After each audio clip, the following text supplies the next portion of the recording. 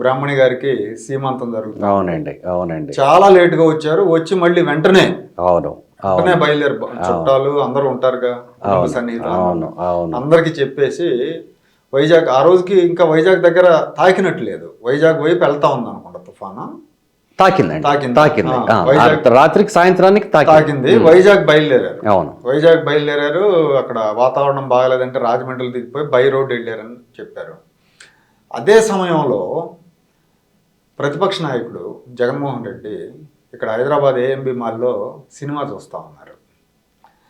ఆంధ్రప్రదేశ్ వణికిపోతా ఉంది. వణికిపోతా ఉన్న టైంలో అపార్ట్మెంట్లు ఊగిపోతున్న టైంలో ఆయనేమో అక్కడికి వెళ్తే ఈయనేమో ఇక్కడికి వెళ్ళారు. మీకు ఎలా అనిపించింది ఈ రెండు సంఘటనలు చూశాక? మీకు రెండో సంఘటన మీద నాకేం అభిప్రాయం లేదండి.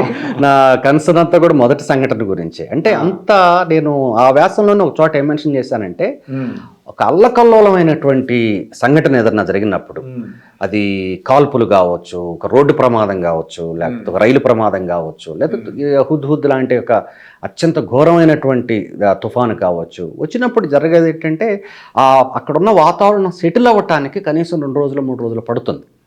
రైట్.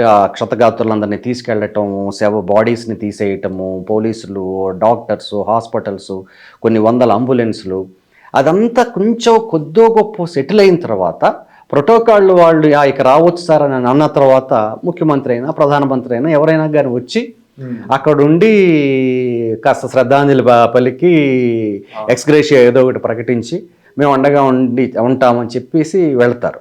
దానికి కంప్లీట్ ఆపోజిట్ చంద్రబాబు గారండి.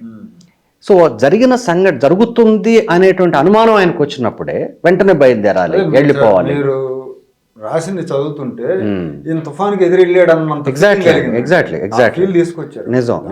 నిజంగా తుఫానికి ఎదురెళ్ళటం లాంటిదేనండి. సో ఆ వైజాగ్లో ఉన్న వాళ్ళు కాకుండా, వైజాగ్ విశాఖపట్నం వాసులు కాకుండా, బహుశా బయట నుంచి అంతటి తుఫాన్లో విశాఖపట్నం చేరుకున్న వ్యక్తి మొదటి వ్యక్తి చంద్రబాబు నాయుడు గారే ఉంటారు అనమాట. వెళ్ళటం, అక్కడ ఉండటము, ఇది కూడా చెప్పారుగా నిత్యావసరాల విషయం. అవును, అవును. మమతా బెనర్జీతో మాట్లాడి ఉల్లిపాయలు అవును అప్పటికప్పుడు తెప్పించటము, కరెంటుకి సంబంధించి, ఇంటర్నెట్కి సంబంధించి, టెలిఫోన్స్కి సంబంధించి అప్పటికప్పుడు మొత్తం కొన్ని వందల మంది ప్రభుత్వ అధికారులను, ఐఏఎస్లు అందరినీ అక్కడికే డిప్యూట్ చేసేసి ఆ 10-15 రోజులు. సో విపరీతమైన నిద్రపోరు మొత్తం టీం అంతా కూడా. రెండు రకాలు ఉంటారండి. ఒక మైనారిటీ పర్సెంట్ అంటే అధికారులు కూడా అద్భుతంగా పనిచేసే అధికారులు ఉంటారు. ఆయన చూసి ఇప్పుడు నేనుండనండి, నాకు బద్ధకం, అమ్మో అంతసేపు ఎక్కడ ఉంటాను, కానీ అలాంటి నాయకుడిని చూస్తున్నప్పుడు, ఆయనతో పనిచేస్తున్నప్పుడు మనకు కూడా ఒక తెలియని ఇన్స్పిరేషన్ వస్తుంది కదా. వచ్చినప్పుడు ఆటోమేటిక్గా ఆయనతో పాటు నడవాలనిపిస్తుంది, ఆయనకి అండగా నిలవాలనిపిస్తుంది, ఆయన అడిగిన పని చేసి పెడదాం అనిపిస్తుంది. సో అట్లా ఒక టీం కూడా మనకు నాయకుడు ఎంత బలంగా ఉంటే, మనల్ని ఎంత ఉత్సాహపరచగలిగితే టీం కూడా అంత ఉత్సాహంగా ఉంటుంది కదా. సో అలా ఆయన ఓన్ టీంని బిల్డ్ చేసుకొని ముందుకెళ్ళగలిగారు.